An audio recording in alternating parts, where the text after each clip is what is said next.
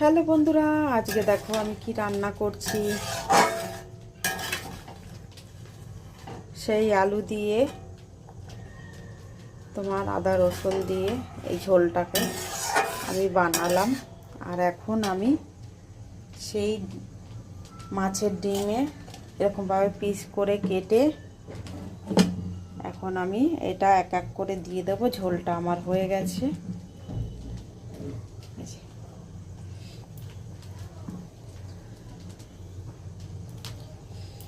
সব এক এক করে দিয়ে দেবো আর কয়েকটা রেখে দেবো। আমার এমনি শুকনো খেতেও ভালো লাগে গরম গরম ভাতের সঙ্গে। সবটা দেব না, কিছু দেব আর কিছু রেখে দেবো।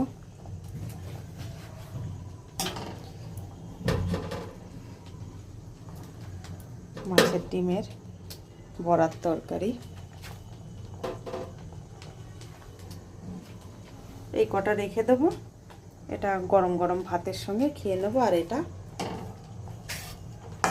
তরকারিটা আমার আগেই হয়ে গেছে। এখন আমার আর একটু ফুটে উঠলেই আমি নামিয়ে ফেলবো। একটু গরম মশলা দেব নামানোর আগে। ভালো লাগলে রেসিপিটা লাইক কমেন্ট করে পাশে থেকো। টাটা, সবাই ভালো থেকো, সুস্থ থেকো।